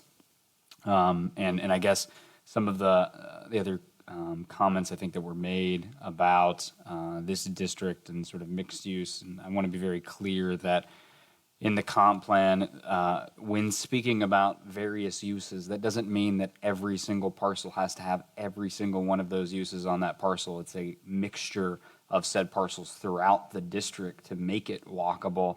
So to hold one parcel to a standard that says that you must have a certain number, it doesn't actually meet the intent of the code either. So I just want to be very cognizant of some of that and make it very clear that regardless of owner-occupied or renter-occupied, property taxes are paid in full, and those are typically paid by the renters paying their rent to the property owner, therefore the Homewood company then paying their taxes that way. I think that's a misnomer that gets thrown around, that only owner-occupied residents pay their taxes, and that's just entirely not true. So I yield. Is there anything you'd like to add? Yeah, actually, I was going to hit on a number of those same points. The project is going to be valued in excess of $24 million, so the property taxes are going to be substantial on that. Not to mention the residents would be paying if they work in the city of Reynoldsburg, which predominantly people try and live close to where they work at. You would be able to retain that income tax. The commercial component, that's a 50,000 square foot medical office building, would certainly generate additional income tax revenue. As far as it being left as a park and open space, again, the person we're buying it from is selling it at a substantial price that the city has evidently passed on buying it as a park. But there's within walking distance, and we are making the connections, the pedestrian connections to, I believe it's called Pine Quarry Park, just to the north and the west. So, I mean, it's, pardon?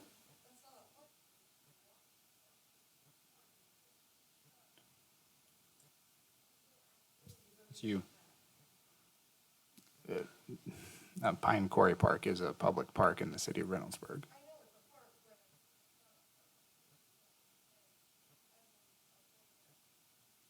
Okay, thank you. Okay. Moving on, I don't know where the impression that just because these are apartments, that increases crime and vandalism. I am probably lived in 2 or 3 apartments in my lifetime, and when I moved to Columbus 15 years ago, moved into another one until I found my single-family home, not far from where the apartment was, because it was near where I started working at Homewood. There are current rental properties to the north. There are current rental properties to the east. rents in these apartments are going to be probably in excess of $1,200 a month. These are not cheap, run-of-the-mill apartments. They are for families, and they are going to be very nice. We keep most of our apartments we've owned some of them for 27 years. So when we manage our apartments, we manage them out of our office. They are very well kept. We don't allow trash. We have a vested interest in the property in making it very nice, as evidenced by the materials that we use, interior and exterior. We use granite countertops, hardwood floorings, easy maintenance. So I kind of wanted to reiterate too, somebody mentioned the Morpsey study. The Morpsey study also says the economic growth of the region is looking at growing, by 1 million people or up to 1 million people, whatever the numbers are, and that we should be building a lot more housing than we are. I understand that there is a lot of housing, and it seems when you drive, you see housing. The fact of the matter is we're still underbuilding. I've spent the last 7 years on the BIA Board of Trustees, last year as the president, working closely with Morpsey and with different housing studies. We are trying to accommodate jobs and housing in conjunction. You can't talk about one without talking about the other. Integral to all that is traffic. So we're trying to integrate as much as we can. This is a 14-acre site. I can't solve all the problems with it, but we can make the mixed use as best we can. That is a win-win situation for the developer, for the city, and for the jobs. So. Yeah, I'm sorry. Okay. I'm done. You can go. Okay, great. Good evening. My name is Laura Comack. I'm counsel for Homewood Corporation. I wanted to point out just a couple quick things because as we're sitting here and listening to the folks, and their points are very interesting, and they represent what is typical when a community decides to chart a new path and to make changes associated with growth and development. So I hear the comments, and I appreciate the breadth of the comments, right, from rural and park to actual suggestion for density and additional retail. We are trying to fit into your existing code and the East Main Street district that is applied to this property. So to that end, I just wanted to ask Andrew a couple quick questions. The first one is, in your professional opinion, do you believe that this application complies with your code and your standards? I do. And let me ask it, right, this development also complies with the spirit and intent of your EMD district, doesn't it? Of the comprehensive plan, yes. Okay. Can we clarify real quick that this is just the development director's opinion, and this doesn't represent the opinion of the BZBA? You may clarify. I want to make sure that's clear. Andrew, are you a planning professional? I am. Okay, and is your official staff position that the plan complies with the code? It does. Okay, now let me ask you just a couple other general questions, right? Within your code, there's no requirement for that vertical mixed-use component that we've heard a couple people reference, is it? That is true. Okay, and I certainly understand the gentleman's comments about the idea of complying with the building typologies. Can you go back to the slide with those, please?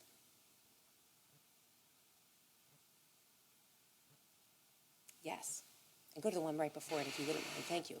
So in your opinion, does our development look like the illustrative components of your code? It's pretty close, yes. Okay, and if you hit the next slide, that's kind of a more aerial view. Wouldn't you agree that from a typology standpoint, the units that we are proposing fit those typologies that the code calls for? I would agree. Okay. So one other point.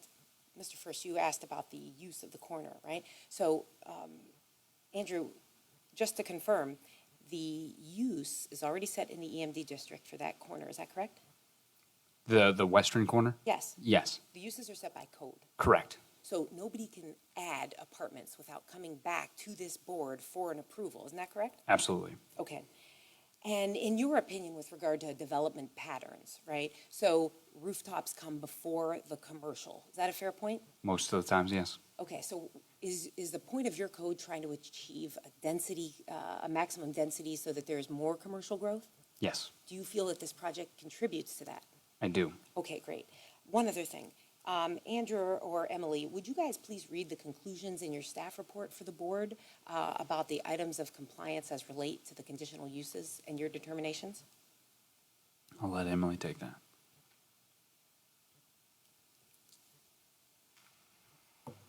Sorry, which section specifically would you? So 1109.15, capital D.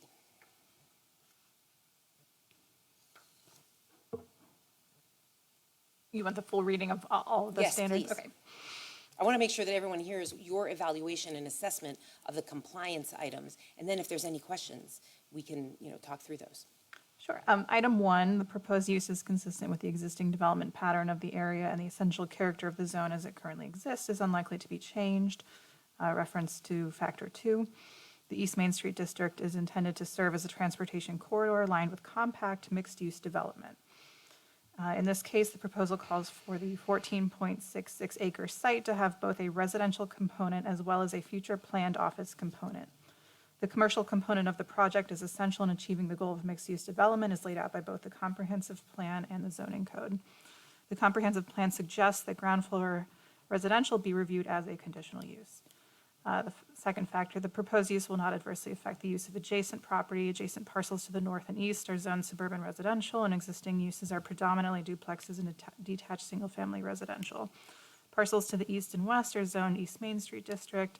There is an attached single-family apartment community immediately to the west. To the south is Glen Rest Memorial.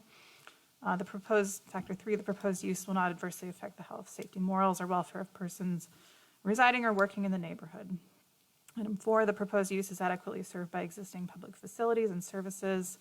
Reference to the engineer's report.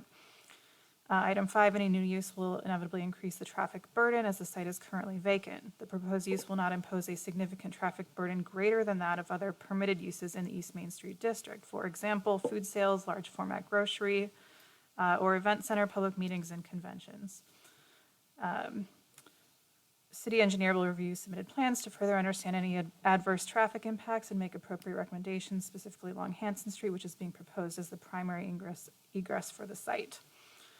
Next factor, the comprehensive master plan calls for the East Main Street corridor to incorporate a mixture of small commercial and office uses, residential units, and retail uses, and calls for residential density of 10 to 30 dwelling units per acre.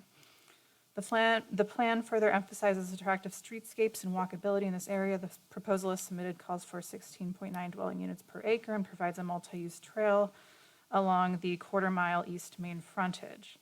The office building included on the site, but only conceptual at this time, is crucial in achieving the intent for the corridor.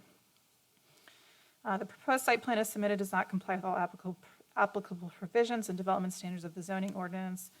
A variance is being sought for front yard setback. This was obviously withdrawn. No variance is being sought for the front yard setback. And then last, dwelling multi-unit building complex is listed as a conditional use in East Main Street District. The proposed use as described meets the definition of this use. Thank you, Emily. So the reason I had her read those is both for the record, but also so that you know and so that the audience knows a significant amount of consideration went into not only her writing that report, but us working with your staff to develop the plan that we think meets your code. All right, do you have any other questions? Mr. Shirk, go ahead. Yeah, I have a couple of questions for the development director. And again, these are yes or no questions, similar to what council just asked you. As we heard from the applicant earlier, the office portion of this proposal is something that they are not currently in contract on. Is that correct? That is correct. That is not something that is guaranteed with this proposal. Is that correct? That is correct. This proposal is only for multifamily residential. Is that correct? Yes. All right. There is no current commercial component to this proposal, correct? Correct. All right. Now, I I'm want to going go. to object for the record for any questions being asked that are adverse to this proposal. Your attorney represents you, and it appears that he is asking questions that are not within his authority to do. I am simply seeking to clarify the record, counsel. May I proceed? Yes, oh, yeah, Thank that's you. just for the record, Thank that's you. my objection. All right. Going to the comprehensive master plan, you're familiar with that plan, is that correct, Mr. Boucher? Yes. All right, you worked on the comprehensive master plan committee, is that correct? Correct. As did Mr. Sisak, who spoke here earlier this evening, is that right? That is correct. Okay. And with respect to medium-density mixed use, which is what the comp plan called out for this parcel, is that correct? Correct. With respect to medium-density mixed use, it indicates that the district should incorporate a mixture of small commercial and office uses, correct? Correct. Does this incorporate any commercial or office uses? Not at this time. Residential units, it does incorporate residential units, is that correct? Correct. And retail uses, does it incorporate any retail uses? No. Thank you. I have some questions for the Planning and Zoning Administrator. Ms. Wheeler, just to refer to your staff report, on factor number 1, you indicate that the commercial component of the project is, quote, essential in achieving the goal of mixed-use development as laid out by both the comprehensive master plan and the zoning code. Is that correct? Correct. And the commercial component of this particular project is not guaranteed. Is that correct? Objection. That is the existing zoning is commercial. Anyways, can you answer the question, Ms. Wheeler? To my knowledge, it is a planned component, correct? But it is not guaranteed at this time, correct, as we already established? As far as I know, correct? Correct. And yet you called it essential to accomplishing the goal of the comp plan and of the zoning code, correct? Yes, correct. Thank you. I have no further questions. Okay, we got to come back on that. First, I'm objecting to the record for questions that seem like they are contrary to the expressed written report. It speaks for itself. Someone can come in tomorrow with an application. That piece of ground, the remainder, is already zoned office, correct? Correct. Okay. So, good enough. Law Director, is the code controlling here, or is the comprehensive plan controlling here? The code is controlling, and Thank you. That's one of the good enough. factors Yeah, under that's good. the code, under What conditional is the use, is the controlling intent code? What is the of law the that applies district. to this property, sir? The law that applies to this particular property and your application are the conditional use factors, one of which is the intent of the proposed zoning district. That includes the comp plan. I object. That is not accurate. That's not an accurate legal statement. But even so, we comply. Thank you.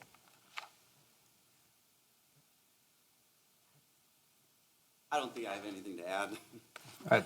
I did want to clarify the question I had asked previously, that, of course, nothing in this world is guaranteed, Mr. Shook.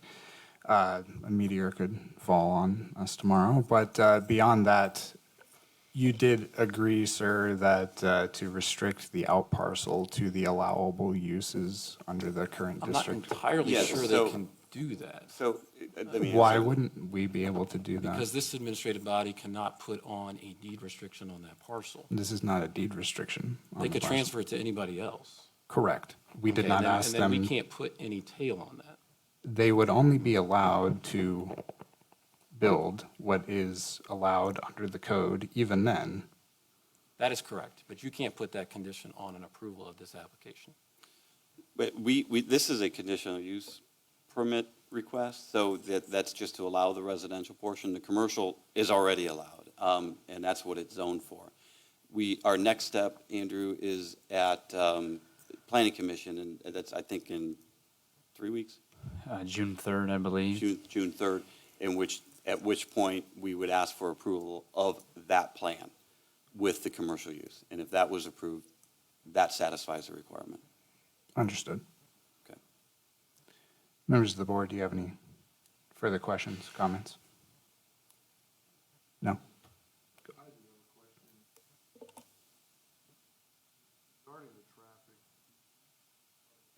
But regarding the traffic, do you do any type of preliminary evaluation in your own preparation as to how things will be impacted? I know Hanson was mentioned, but also Carlisle. We've not done a formal traffic study, but we've talked with the city about traffic and looking at the potential uses of the site. What we're proposing is less impactful than some of the allowable uses. But a formal traffic study and traffic evaluation doesn't happen at this point. And I recognize that. Thank you for answering. So the question for staff would be, I felt like the stress on Hanson is accurate because that's the main entrance. but I'm not, in some ways, I could easily see, and this is just me without the benefit of your experience and anyone's experience who studied these things, I can easily see a lot of activity going out towards Carlisle. And so, from a safety standpoint, the study is going to come. But at what point, and I know that the engineer can make recommendations, but at one point, if the engineer felt there was a true concern, what are the remedies available at that point? Yeah, so at that point, that recommendation would be made to us as staff as well as sort of the developer. I know that there has been talks just preliminarily. I'm not a traffic engineer, but I am a planner in taking a look at this. I know we've discussed a traffic light at Carlisle and also a dedicated left turn lane onto Hanson as being potential remedies of some of those. Obviously, we would allow the city engineer, who is by far more of an expert in that field than I, to take a look at this further. That would be part of his purview and his job, and come up with some recommendations. And if a full traffic study is warranted, we would conduct that at that time. Thank you. Then, Mr. Boucher, for the record, for those not familiar with that process, if changes were required according to that traffic study compared to the plan as submitted here, those would be made at that time. Is that correct? Correct. Yeah, and even outside of the, if it were to be approved tonight and then also be approved at Planning Commission, there's a whole nother site civil process that has gone, much more detailed engineering type drawings. If things were even found during that time, things could potentially shift based on requirements. It also allows for some free leeway if for some reason infrastructure needed to be rearranged. Only would it need to come back to the board as if it was an increase in somehow density or a change of the major site plan altogether. Thank you. I will certainly entertain a motion if anyone has one.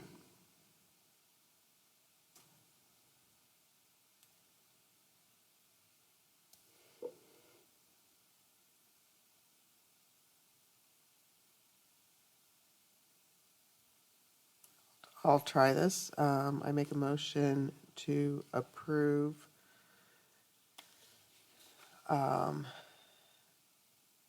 the Homewood Corporation's conditional use permit for this application. A motion on the floor. Is there a second?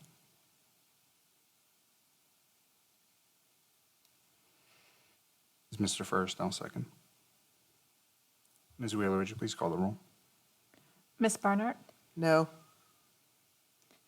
Mr. First? Yes. Pastor Linder? Yes.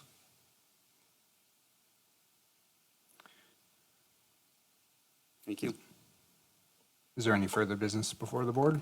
Just to clarify, and again, I think that, as we talked about before, we needed 3 votes in the affirmative to approve an application. So we've got a 2-to-1 vote. It is inconsistent for a member of the board to make a motion to approve and then to vote against. So I think that it needs to be clarified what the vote count is one more time. We have a no vote from Ms. Barnhart, is that correct? Okay, and then 2 yeses, is that right? Then the application is denied, correct? Can I ask a question, Mr. Shook? Can she Yes, sir. withdraw her motion? She can withdraw her motion, and then you can make a motion to approve with conditions, or a motion to table. Okay, I'll withdraw the motion. All due respect, but a vote has been taken. The next step would be, they can't vacate the vote that they have taken. That would be a reconsideration. Sure, that would be a reconsideration, so You need a motion to reconsider? yes, you would need a motion to May reconsider. I ask what's your intent? My motion is, I make a motion to reconsider. I'm not sure I have to give you a reason. Oh, no, I was just wondering. Okay. Okay, so we have a motion to reconsider. Is there a second? Second? Second by Ms. Barnhart. Would you please call the roll on this motion, Ms. Wheeler? Ms. Barnhart? This is just to reconsider. This is just to reconsider. This isn't to vote for or Yes. against. Yeah. Mr. First? Yes. Pastor Linder? Yes. Thank you. Now we can entertain any one of the four motions we discussed earlier. Does somebody else want to make a motion since I I do screwed have it a up? question for staff, and excuse me for backpedaling, I hope I can do this.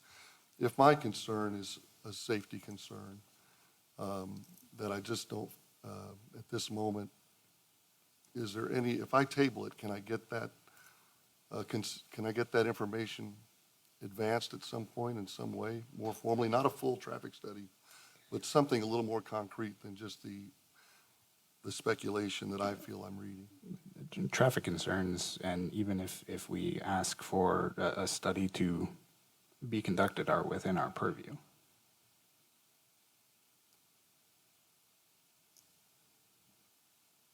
Then I'm open to making a motion to table or making a request for the traffic study.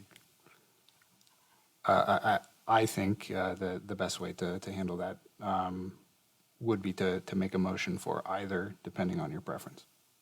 Tabling would just table this until the next meeting. If you wanted to table this pending a traffic study, then I think that would be a separate motion. And again, just for the sake, I'm not trying to create hardship for the applicant. Can a table to the next meeting provide them enough time to give any type of presentation that would maybe answer that particular concern? I would say that it would come at the planning commission, and I guess my ask would be, is the applicant wishing to move forward with planning commission with the tabled application tonight?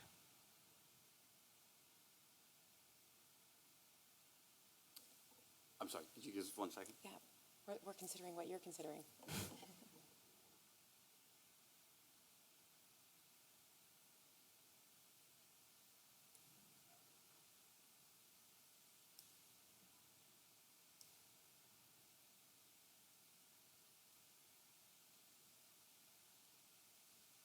So we were just talking about like we don't know if we can do that, but we would certainly be willing to see if we could. And so the answer is if we can, we will. And if you want to table it, that would be great for our opportunity to do that. So certainly we would try. If we can't, then we would let you know that too, at the next time this is brought up. So my question was, I'm sorry. would you be continuing with the planning commission application on June 3rd, where there would be at least a study done or an analysis by our city engineer while this is tabled, and then come back later for the BZBA conditional use in June? Wouldn't it be part of the planning commission? It is part of the planning commission, yes. Pastor Linder said he has a question about it, and so he's looking for more information on that. Just as, if I can interject, I would even be informed by what comes out of planning commission in that regard. So that's why I'm hesitant to create a formal, rigorous hardship for the applicant. If it's understood that some information would become available in that process, we meet after them, then I'm probably going to be able to reflect on that information. It doesn't have to be formal. Good, because I was going to say, I've got some contractual obligations that with my deadlines on whether to move forward with the contract and closing or not, that I need answer on the conditional use permit. Any approval, if that was granted by planning commission, would be subject to the conditional use approval here, so, yeah, okay, I just want to make sure that was understood. And we understand, because we would need that, we would come back when you have a full complement of your board members and all of that. So, or, because I don't think it matters if we table. And if we table it and the full board is here, we have to reopen the public hearing so that they can vote on it.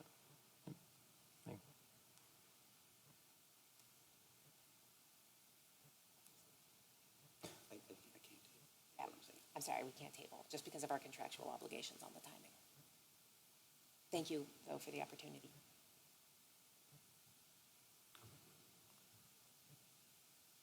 Well, now that we have reconsidered, some form of motion is required this evening. One of the four options that was presented before. Pastor Linder, I'll make a motion that we approve the conditional use application. Thank you, Pastor Linder. And there's been a motion on the floor. Is there a second? Second? You- Did I Again, not second? again, just for clarification, you can second, but your vote can't be inconsistent with your motion. So if you're moving to Okay, approve. so I'm not seconding. And that's Mr. First, I'll second. Ms. Barnard, No? Mr. First, Yes, Pastor Linder. Yes. Thank you again. thank you. Without any further business before the board, this meeting is adjourned at 8:31.